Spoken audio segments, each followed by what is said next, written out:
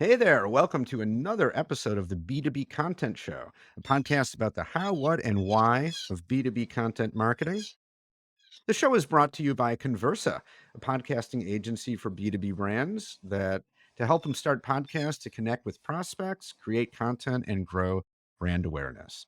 I'm Jeremy Shear, and my guest today is Kellie Walenciak, head of global marketing and communications at Televerde, a company offering turnkey sales and marketing solutions, and also a company that employs women in prison to help them get their lives back on track. So, Kelly, it is really great to have you on the show. Great to be here. I'm excited. And now, listeners and viewers, as you can probably hear, we're also joined by some birds because Kelly is sitting outside and there are some birds around that also have something to say and want to contribute to the podcast. Kelly, do you have any idea what kind of birds those are by chance? I have no idea, but it's to the point where I don't even hear them anymore. So people, when I have calls do, obviously, I just kind of get used to just tuning them out. But yeah, Yeah. no, it sounds like I'm in a wilderness or something. Yeah, no, okay, but the birds either they have something to say to us or they're talking to each other.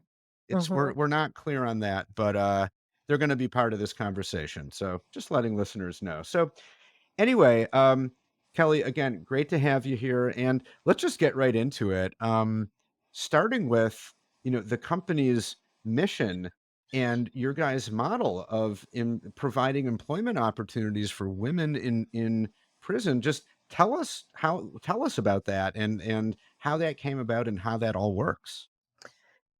Yeah, well, I would say I describe our workforce as our biggest competitive differentiator.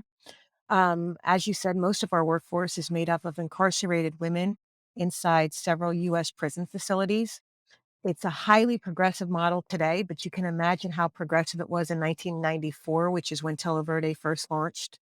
So we launched the same year as America's tough on crime bill was passed. So the mood Yeah. of the country, yeah, the mood of the country wasn't to rehabilitate men and women in prison.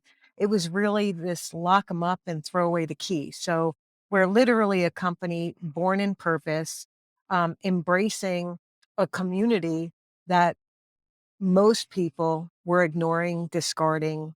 So our founder happened to be a volunteer with the prison ministries program who one day had this idea. He called it divine intervention, that if he could teach incarcerated women a professional skill, then they would get out of prison and they could restart their lives.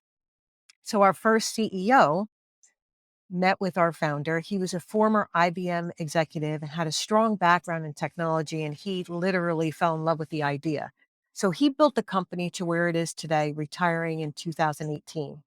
So the women who work for us, they're hired, they're compensated. We pay state minimum wage, skilled in the art of sales and marketing, and certified in marketing technologies that are very competitive and sought after on the outside. So think Outreach, Marketo, Salesforce, Eloqua. And while the women are technically not employees, as we contract them to work with us through each Arizona State Department of Corrections, we ensure that they learn beyond the scope that they are in. So, for example, we help them understand customers, sales cycles, competitors, market differentiation, financial measures, margins, operating efficiencies, really the core drivers of business.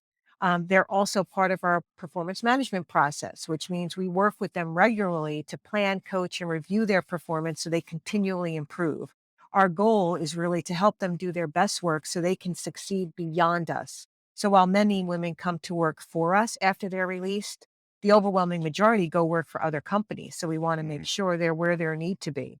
Um, if women want to continue in their role as call center agents, we support that.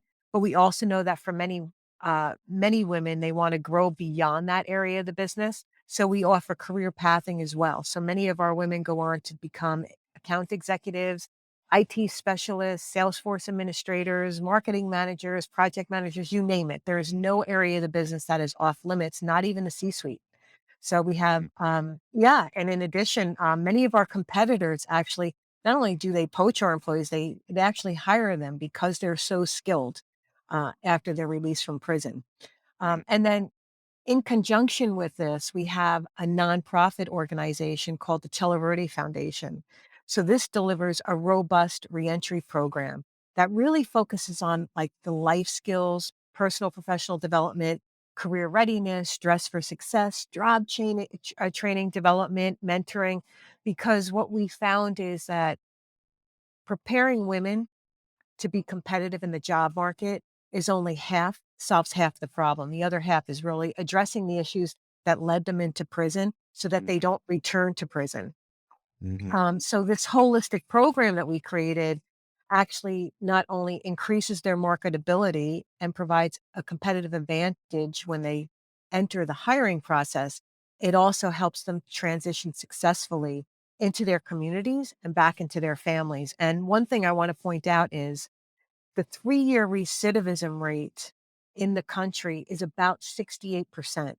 5 years, you're looking at 70%. For our women, we've had 3,500 more than 3,500 women graduate, and our recidivism rate, and that's the reconviction rate, is just 5.4%. So it's really effective to have this model that's been working and really supporting and empowering women for almost 30 years. Wow, that is what a story. I mean, that is Mhm. truly remarkable and just an amazing example of a company that really is driven by this mission. And I mean, of course, this makes business sense for you guys, right? I mean, you wouldn't do you have to keep the business working too. So I mean, I imagine, someone from the outside might be like, "Well, how can you rely on women in prison? Like, aren't they by default kind of unreliable? I mean, they are in Yeah. prison, right? But Mhm. obviously, you guys have found a way to make this work so that the business is profitable and can keep doing this work." Right. Um, well, working for us isn't easy. It's not an easy job for women to get. So I think women who make the decision to come work for us, they reached a point in their life. Some of them have been through the system their whole adult lives, in and out, Mhm, in and out. And many have been, this is their second or third trip into prison. So they've reached a point in their life where they're saying, you know what? I have to do something different or I'm going to die or I'm going to spend the rest of my life in prison. So they've hit rock bottom in some way and they see Televerde as being maybe the last chance I have to kind of turn it all around. So we're getting women who are hungry for this opportunity. And don't forget, just by nature of the environment that they're in, they don't have distractions that you and I have. So there mhm. isn't this work-life balance. So once they make the decision to come work for us, in many ways, I would say, and the women describe it as this, they just want to keep learning. So they're a captive audience, so to speak. So they'll just continue to consume as much knowledge as they can so they can either grow in other areas of the business or at least grow in their role. So, but you're right, in order for us, and we don't our goal now for the next 10 years is to extend these life-changing opportunities to 10,000 women, right? So the last almost 30 years, it's been over 3,500. So we're looking to extend these opportunities. And in order to do that, Televerde as a for-profit company has to grow. Um, but for our company, our purpose is the driver for existence beyond revenue and profit. So it reflects how we contribute to society with impact and our customers are a part of this. So, um, as I was kind of thinking about it, like human beings, even B2B business leaders and decision makers, we innately kind of seek out connectedness, purpose, and growth, right? We want to know that the work we're doing has meaning.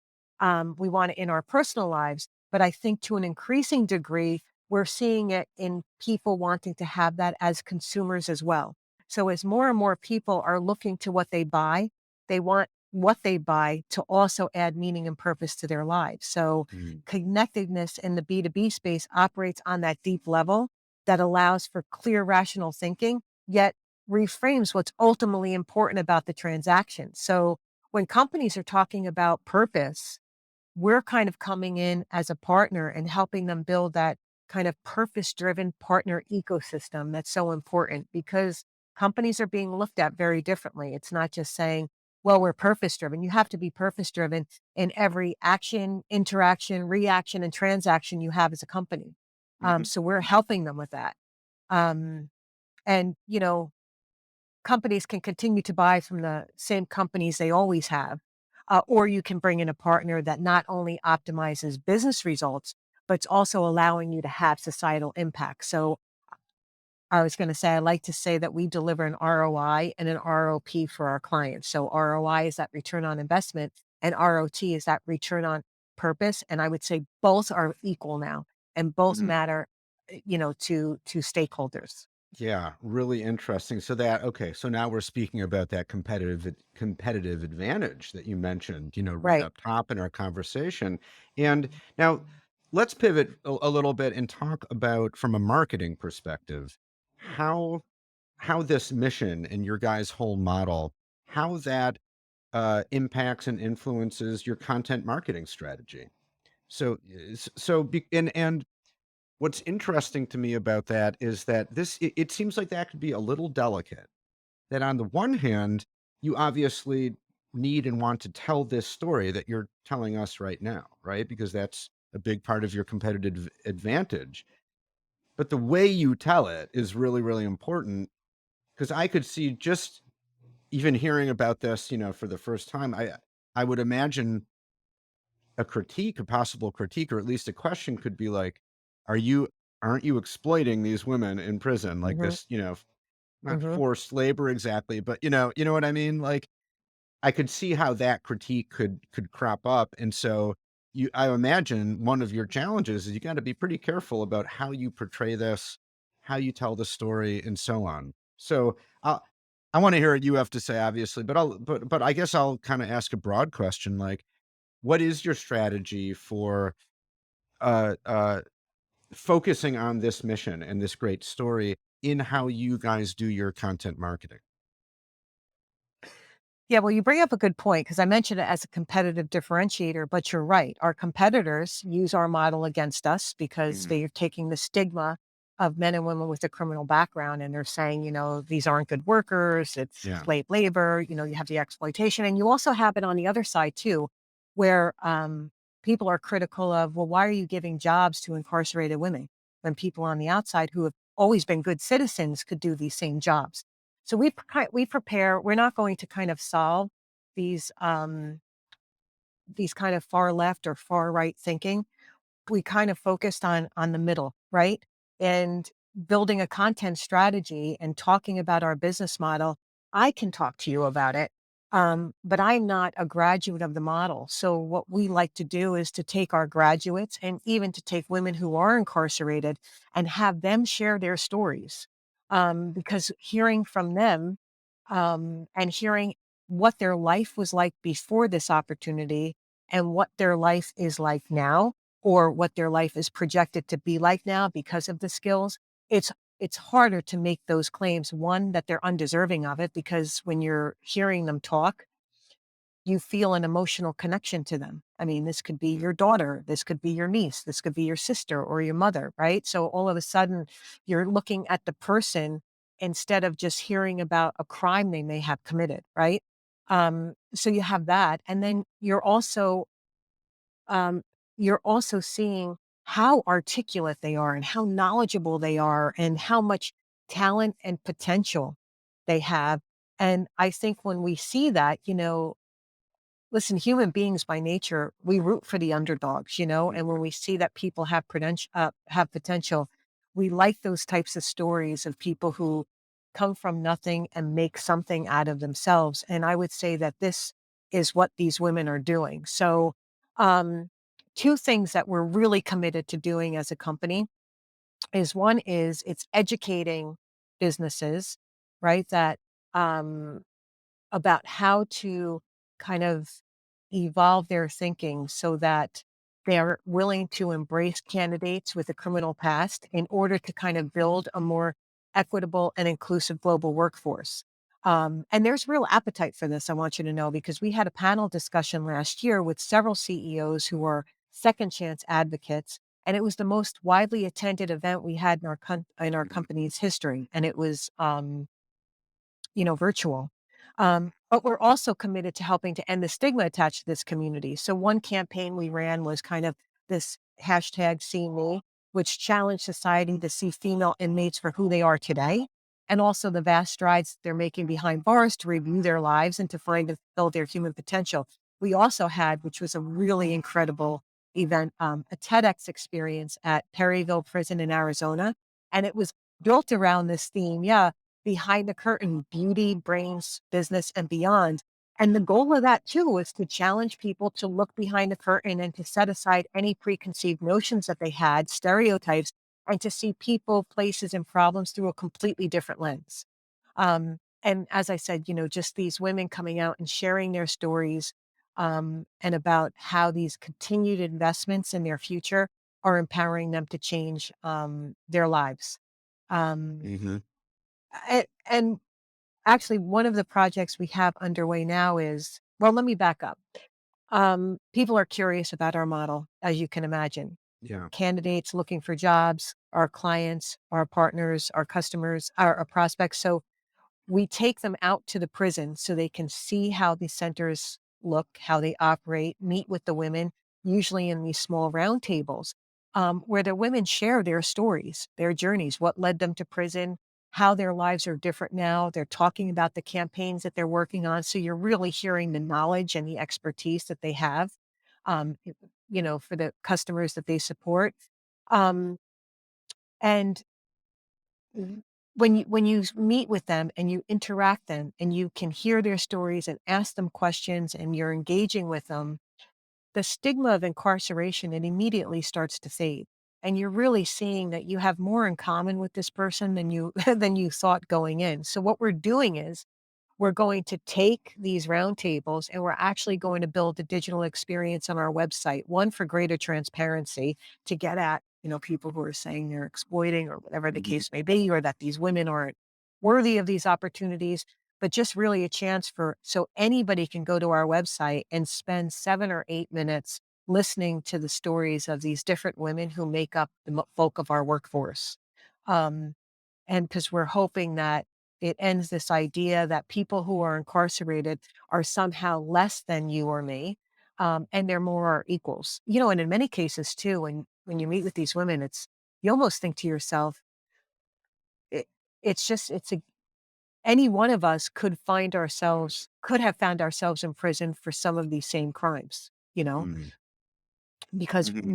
no one's perfect, we've all done things, but maybe we didn't get caught, or we had better lawyers or whatever the case may be, we got a slap on Mhm. the wrist, so, yeah, it makes you see that when I think interacting with them that, wow, we're more alike than we are dissimilar, and it's very powerful. Mhm. Indeed, that does sound really compelling, and I'm talking about not just what you guys actually do, but the content. Yeah, I can see how being able to watch or listen to these discussions and hear directly Mhm. from these women about what this means to them and their stories, that's powerful stuff. I mean, so different than the typical kind of uh, content or messaging that you might get from a B2B company offering like sales services or whatever. Like it's Mhm. definitely not expecting that. And I can see how that's a competitive advantage from a content perspective too. I mean, that's content if you do it the right way that could really cut through and get people's attention. It's just so different. Right, right, and we have to balance it too because, you know, we have to be careful not to go too much into our purpose that potential customers lose sight of what we really are and what we Mhm. do, because we don't want to um, weaken or distract or detract from the services that we're selling and the great work and support we can offer businesses. So it is kind of maintaining that balance. So it's always that leading with what it is we do and how we can drive business results and how we deliver exceptional services. And also, we have this incredible team that's working with you, becoming an extension of your sales and marketing team. Oh, and by the way, you're helping them change their lives. Yeah. And I think a good example of that is your website. I was just looking at it. I was just reviewing before we started recording, and it definitely foregrounds the services you offer, and the value there. So if you didn't dig deeper, you might not even know right away that like, oh wait, there's this whole sort of, story beneath us, or the people doing the work are women in prison, but it's there, that's there too. Right. And it's Mhm. so I can, yeah, that I can see that, how that's, well, a part of a challenge for you, the delicate balance of that, and weaving both of those elements into your brand, into your brand story. Right. To your point, it is a balance. Yeah. Um, and you know, as a if we lead with it, if we go too far into it, they'll think, people could get confused and think we're a nonprofit. So we Yeah. really need to maintain that balance between the business and purpose side of our work, Mhm. so that we don't undermine or over shadow the value our services deliver for companies. Because as you said, we talked about it at the very beginning, we're a for-profit company, so we have to grow in order to provide more opportunities to women who are incarcerated. And that is ultimately our goal. That is what drives us. That is why I wake up every day. I mean, it's great to provide value to these businesses, but I also want to see more women be able to change their lives, not only for themselves, but for their families as well, for their children, and Mhm. help break the cycle of incarceration for themselves. And then also generationally, because there is this idea of intergenerational incarceration where if you have parents who are incarcerated, um, you're also 11 times more likely to Right. be incarcerated. So we're working to end that. Right. Wow. Really fascinating, and just really cool. I mean, before I met you and learned about the company, I had never heard about this before. Maybe there are other companies out there doing something similar. I just never had really thought about it or came across that. But boy, what a great opportunity for these women who, like you say, have been in and out of prison, and maybe sometimes what it takes is the right kind of opportunity to latch onto and to gain some actual skills, and then, give yourself a better chance of not returning to prison. Yeah, it is true. There's a saying, I'm sure you've heard of it, talent is everywhere, opportunity is not. Mm, Um, and that's what we're trying to change. I mean, we're a small company. We're hoping to accelerate the work that we're doing, but that's in large part too why we're trying so hard to provide education in the business community because everybody benefits. The more opportunities that people have to change their lives, the less crime we have in communities. Communities can kind of rise up.